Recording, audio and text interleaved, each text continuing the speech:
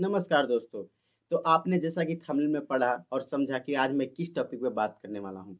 तो आज मैं उसी टॉपिक पे बात करने वाला हूँ और हम लोग ये समझने वाले हैं कि केंद्र सरकार बिहार को इतना नेग्लेक्ट क्यों करती है, इग्नोर क्यों करती है। आखिर केंद्र सरकार बिहार के विकास में कितना योगदान दे रही है और कितना नहीं दे रही है और कितना देना चाहिए और कितना नहीं देना चाहिए। आज हम लोग इसी टॉपिक पर बात करने वाले हैं। तो किसी भी राज्य या किसी भी देश को विकसित या अविकसित अर्धविकसित घोषित करने के लिए कुछ महत्वपूर्ण पॉइंट्स होते हैं जो आप पढ़ सकते हैं।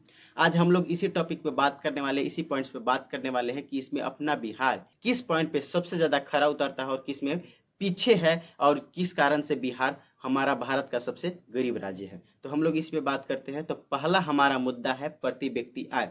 तो किसी भी राज्य का प्रति व्यक्ति आय नेशनल एवरेज से बराबर या अधिक होती है तो वो राज्य विकसित होती है अन्य राज्य के तुलना में, मुकाबले में। तो हमारा बिहार की प्रति व्यक्ति आय है 50 से 60 हजार और वही हमारे देश का, हमारे भारत देश का प्रति व्यक्ति आय 2,28,000 रुपये है। आप एक तुलना कीजिए और कंपैरिजन कीजिए कि देश का जो प्रति व्यक्ति आय है 2,28,000 रुपये है और बिहार की प्रति व्यक्ति आय 50,000 के आसपास है। देश की जो प्रति व्यक्ति आय हो 4.5 गुना से कहीं अधिक है।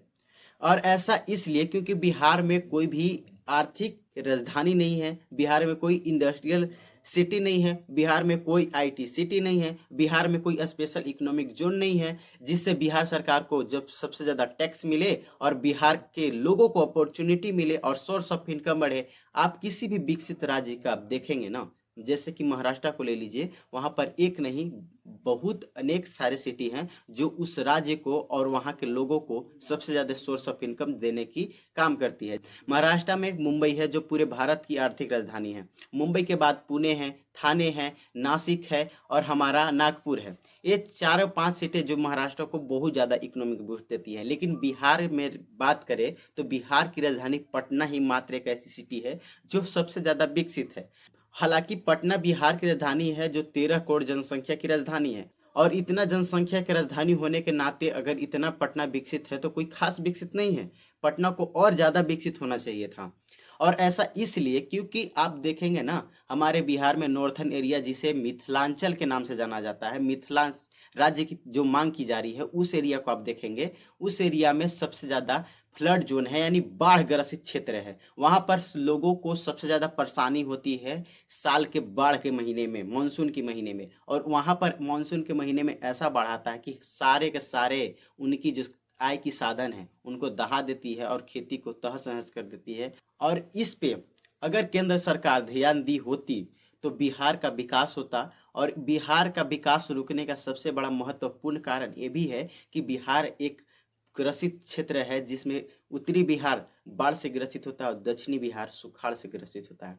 और इस पे केंद्र सरकार आज़ादी के 75-77 साल बाद भी केंद्र सरकार बहुत बड़े लेवल पर ध्यान नहीं दी है। आप सोचने वाली बात है कि जहां पर बिहार के जैसे राज्य को बाढ़ से बचने के लिए बहुत बड़े लेवल के डैम की जरूरत थी, लेकिन अभी तक 75-77 साल में एक भी बड़े लेवल का डैम नहीं बनाया गया है जिससे कोसी नदी के आसपास के इलाके की बाढ़ की रोकी जा सकती है, जिससे उनका जान माल की हानि ना हो। लेकिन केंद्र सरकार इस पर ध्यान नहीं देती है।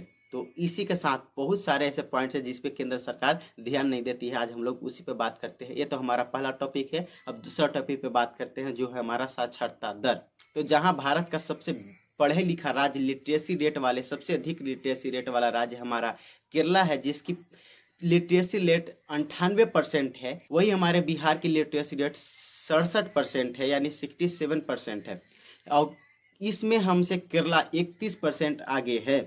और इसके पीछे का कारण है कि बिहार में कोई बड़े लेवल का यूनिवर्सिटी नहीं है, कोई इंस्टीट्यूट नहीं है और बिहार का शिक्षा व्यवस्था कितना दुरुस्त है ये आपसे किसी से भी छुपा नहीं है। और बिहार का शिक्षा व्यवस्था की क्या हाल है, क्या हालात हैं, ये सब आप लोग जानते हैं।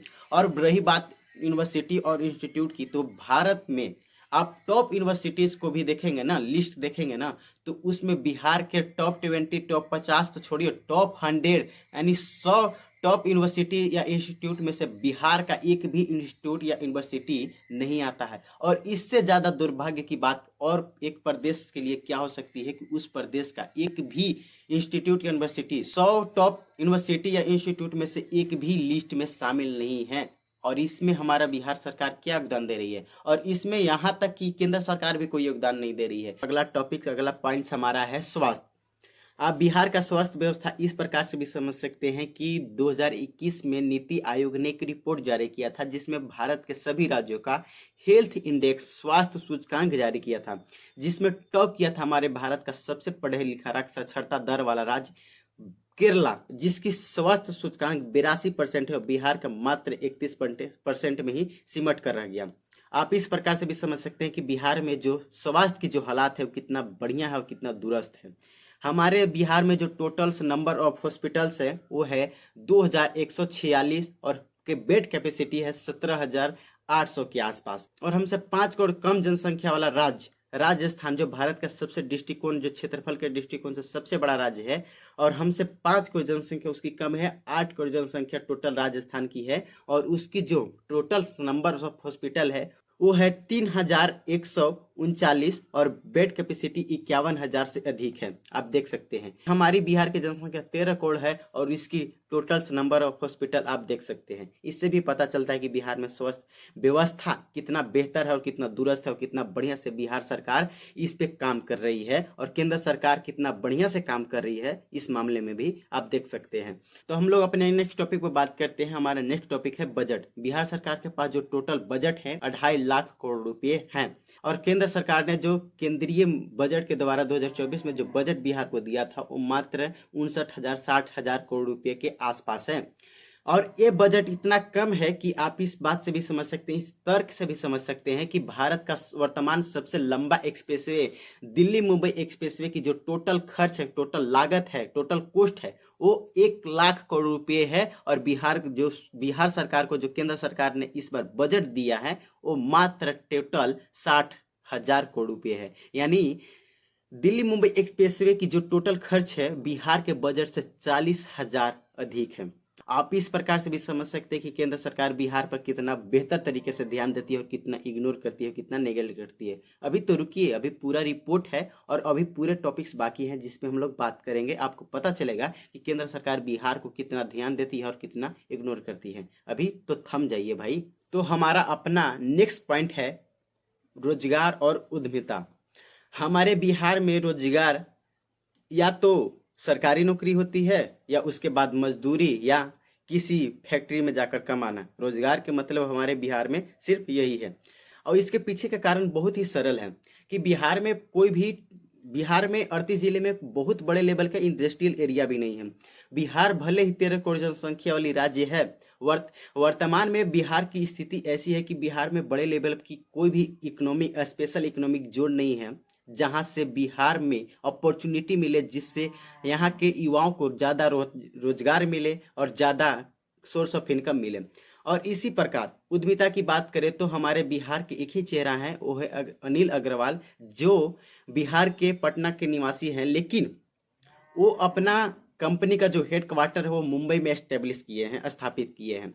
अगर इसमें भी बिहार सरकार अगर उनको बेहतर फैसिलिटीज देती, सुविधा देती बिहार में ही, तो अपना जो कंपनी का हेडक्वार्टर है वो बिहार में ही क्यों नहीं डालते, वो अन्य राज्य में क्यों डालते। जो वो अपने अनिल अग्रवाल जी हैं जो अपने कॉर्पोरेट टैक्स दे रहे हैं वो बिहार सरकार को दे रहे हैं, महाराष्ट्र सरकार को दे रहे हैं। हालांकि भारत के किसी भी राज्य में रहना उनका अधिकार है, उनका मूल अधिकार है, हम उसका खंडन नहीं करते, परंतु हम अपने बिहार सरकार से सवाल कर सकते हैं। और इसमें भारत सरकार भी, हमारा केंद्र सरकार भी कोई बड़े लेवल का काम नहीं किया है, क्योंकि हमारे बिहार में कोई इंडस्ट्रियल जोन है ही नहीं, कोई बिहार में हमारा स्पेशल इकोनॉमिक जोन है ही नहीं जहां पर लोग बाहरी उद्योगपति हमारा अपना कंपनी अपना डाले, जिससे यहाँ के लोगों को, युवाओं को रोजगार मिले।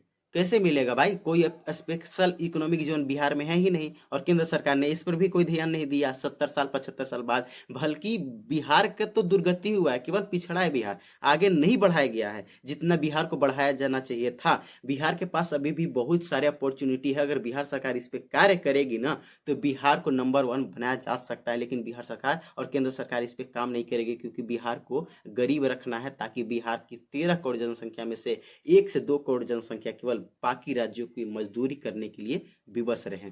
तो हम लोग अपने अगले टॉपिक्स और अपने अगले पॉइंट्स पे बात करते हैं, जो है गरीबी दर। तो बिहार की टोटल गरीबी दर, हमारा पॉवर्टी रेट है वो है 26%, जो नीति आयोग द्वारा पेश की गई है, जारी की गई है। तो आप इस रिपोर्ट के जरिए भी समझ सकते हैं कि बिहार में कितनी गरीबी है। और सबसे ताज्जुब की बात यह है कि भारत के जिस क्षेत्र में सबसे ज्यादा आतंकवादी हमला होता है, जिस राज्य में सबसे ज्यादा आतंकवादी हमला होता है, उस जम्मू कश्मीर और उस केंद्र शासित प्रदेश लद्दाख में बिहार से बहुत कम गरीबी दर है और ना के बराबर है।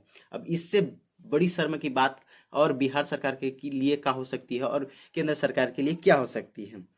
तो इसके पीछे का जो कारण है हमको बताने की जरूरत नहीं है, शायद आप लोग वीडियो गौर से देख रहे हैं तो समझ गए होंगे, लेकिन फिर भी मैं आपकी तसल्ली के लिए बता देता हूं कि बिहार में गरीबी होने के पीछे का जो कारण है वो है कि बिहार में कोई भी बड़े लेवल का शहर नहीं है और कोई भी बिहार में स्पेशल इकोनॉमिक जोन नहीं है, इंडस्ट्रियल जोन नहीं है, IT जोन नहीं है। तो इसके पीछे का कारण भी यही है। और बिहार में बड़े लेवल का टूरिज्म भी नहीं है जिससे बिहार में गरीबी कम हो। तो हमारे बिहार के गरीबी दर के लिए केंद्र सरकार कैसे जिम्मेदार है, आप इस बात को भी समझ लीजिए कि भारत के सर्वप्रथम जो प्रधानमंत्री थे पंडित जवाहरलाल नेहरू जी, उन्होंने एक पॉलिसी लाई थी 1952 में, ट्रेड इक्वलाइजेशन पॉलिसी, जिसके तहत ये कहा गया था कि भारत के किसी भी राज्य को अगर खनिज की जरूरत पड़ेगी, इंडस्ट्रियल के लिए स्टील और लोहे की जरूरत पड़ेगी, तो उसको बिहार, उस वक्त के वर्तमान झारखंड में आने की कोई जरूरत नहीं है, क्योंकि जो प्राइस में बिहार में मिलती है स्टील और कोयले, वही प्राइस में महाराष्ट्र में और गुजरात में भी मिल जाएंगे और इस पे केंद्र सरकार सब्सिडी भी देगी। और इसी को देखते हुए जितने भी भारत के बड़े बड़े उद्योगपति थे वो उन्होंने अपना इंडस्ट्री, अपना उद्योग उन्हीं राज्यों में स्टेब्लिश किया, उन्हीं राज्यों में स्थापित किया जहां पर अपना समुद्र तटीय क्षेत्र था, उसी राज्य में स्टेब्लिश किया और बिहार को छोड़ दिया गया और बिहार के लिए कोई कदम नहीं उठाएगा, जिससे बिहार इंडस्ट्री के मामले में भी पिछड़ गया। और इसके बाद अभी वर्तमान में जो हमारे प्रधानमंत्री श्री नरेंद्र मोदी जी, उनकी भी बात कर ले तो उन्होंने 2014 में अपने प्रथम लोकसभा के चुनाव लड़ते हुए उन्होंने घोषणा किया था कि भारत को 100 स्मार्ट सिटी बना के उन्होंने देंगे, जिसमें बिहार के कुछ 5 शहरों को चयनित किया गया था, नामांकित किया था, जिसमें था पहला पटना, दूसरा मुजफ्फरपुर, तीसरा भागलपुर, चौथा राजगीर और पांचवा बिहार शरीफ। इन 5 जिलों को और इन 5 शहरों को नामांकित किया गया था कि इन 5 शहरों को मोदी सरकार 100 स्मार्ट सिटी के लिस्ट में बनाएगी और इसको भी स्मार्ट सिटी के तौर पर विकसित किया जाएगा। और सबसे ताज्जुब की बात यह है कि इन 5 शहरों में से किसी एक भी शहर के लिए भी काम नहीं हुआ है, लेकिन वही केंद्र सरकार, वही हमारे देश के यशस्वी प्रधानमंत्री श्री नरेंद्र मोदी जी, उन्होंने ये भी घोषणा किया था कि गुजरात में, अहमदाबाद में, गांधीनगर में और सूरत में स्मार्ट सिटी बना के देंगे। और उसमें से अहमदाबाद का जो सबसे बड़ा स्मार्ट सिटी है वो ढोलेरा मेट्रो सिटी है, और सूरत में बन रही है ड्रीम सिटी, और वही गांधीनगर में बन रही है गिफ्ट सिटी, और हमारा गिफ्ट सिटी तो बन के तैयार भी हो गया।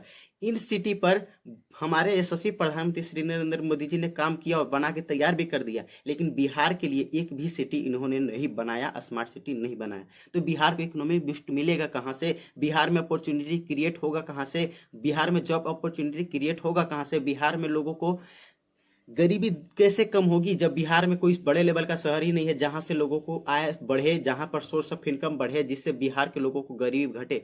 लेकिन इस पे भी केंद्र सरकार ने कोई काम नहीं किया। तो आप लोग समझ गए कि केंद्र सरकार कैसे बिहार को नेग्लेक्ट करती है और कैसे इग्नोर करती है। हम लोग अपने नेक्स्ट टॉपिक पर बात करते हैं। जो हमारा नेक्स्ट टॉपिक है वो है ह्यूमन डेवलपमेंट इंडेक्स, मानव विकास सूचकांक। इसके अंतर्गत आने वाले कुछ महत्वपूर्ण टॉपिक्स है। हालांकि प्रति व्यक्ति या गरीबी ये सब इसी टॉपिक्स में आते हैं, लेकिन इसमें से जो महत्वपूर्ण है वो आप लोग इस प्रकार समझ सकते हैं और इन्हीं टॉपिक्स पे हम लोग बात करते हैं। तो पहला टॉपिक्स है हमारा परिवहन।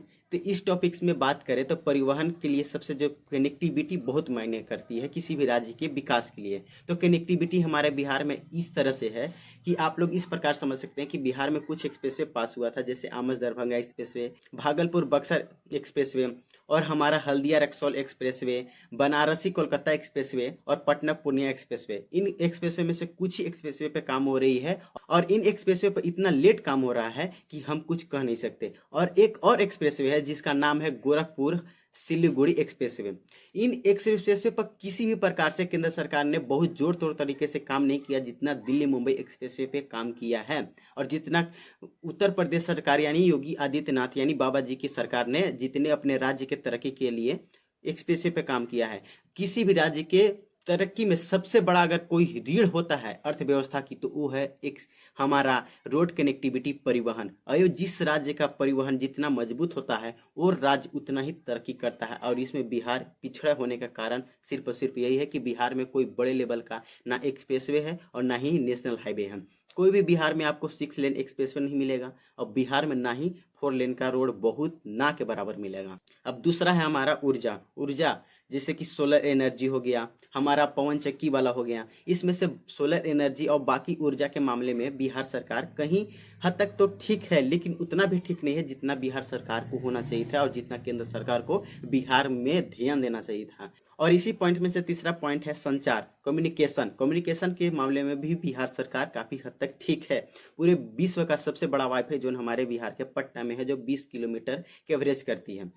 और इसी के साथ हम लोग नेक्स्ट पॉइंट पे बात करते हैं, जो है हमारा जल संसाधन। अब जल संसाधन के लिए तो हम लोग पीछे ही वीडियो में हम बता चुके हैं कि बिहार का जल संसाधन कितना बढ़िया है। हमारा नॉर्थ बिहार बाढ़ से परेशान, दक्षिणी बिहार सुखाड़ से परेशान। जल संसाधन इतना बढ़िया है, आप लोग समझ सकते हैं कि बिहार के बाढ़ नियंत्रण के लिए एक भी डैम नहीं बनाया गया। अगर डैम नहीं बना रहा था केंद्र सरकार को तो नहीं बनाती, लेकिन बिहार के जो बड़े नदियां हैं, जैसे कि कोसी नदी है, जो भी बिहार में बाढ़ लाती, उसी नदियों को दक्षिणी बिहार के नदियों के साथ जोड़ दिया जाए। इससे बिहार में जो हमारी जो जलस्तर बढ़ जाती है, जिससे बाढ़ की समस्या होती है, वो खट जाएगी। और जल संसाधन में भी हमारा बिहार काफ़ी हद तक ठीक हो जाएगा। और सबसे ज़्यादा जल संसाधन में प्रॉब्लम हमारा यही होता है कि हमारा उत्तरी बिहार बाढ़ से परेशान है और दक्षिणी बिहार सुखाड़ से परेशान है। और बिहार की तरक्की में सबसे बड़ी जो बाधा बनती है, खिंचावट बनती है, वो यही है बाढ़ और सुखाड़। तो हम लोग अपना नेक्स्ट टॉपिक पे बात करते हैं। नेक्स्ट टॉपिक है हमारा, नेक्स्ट पॉइंट है शहरीकरण, यानी अर्बनाइजेशन। शहरीकरण, शहरीकरण तो आप लोग समझ गए कि बिहार में कितना शहर है। शहरीकरण के लिए ही बात किए थे कि बिहार में 5 स्मार्ट सिटी की बात हुई थी, पटना, मुजफ्फरपुर, भागलपुर, राजगीर और बिहार शरीफ। इन 5 शहरों को कितना बेहतर तरीके से काम हो रहा है, आप लोग रिपोर्ट्स को पढ़ सकते हैं गूगल पर जाके, या किसी भी अन्य सर्च इंजन पर जाकर आप रिपोर्ट पढ़ सकते हैं कि इन 5 शहरों के लिए कोई काम हुआ कि नहीं हुआ। शहरीकरण पे बिहार के सरकार और ना ही केंद्र सरकार, दोनों में से कोई भी सरकार बिहार में शहरीकरण पर कोई जोर नहीं दे रही है, ताकि बिहार गरीब के गरीब रहे और सस्ता मजदूर भी केंद्र सरकार को मिलता रहे, ताकि बाकी राज्य की इकोनॉमिक चलती रहे, इंडस्ट्री चलती रहे।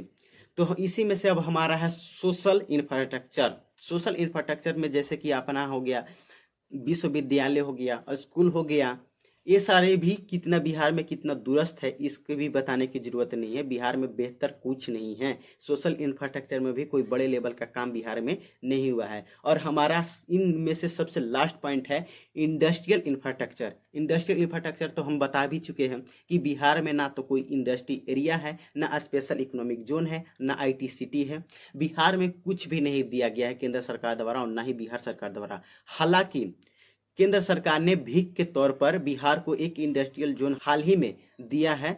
अमृतसर कोलकाता इंडस्ट्रियल कॉरिडोर के थ्रू बिहार के गया में बनेगा हमारा इंडस्ट्रियल जोन।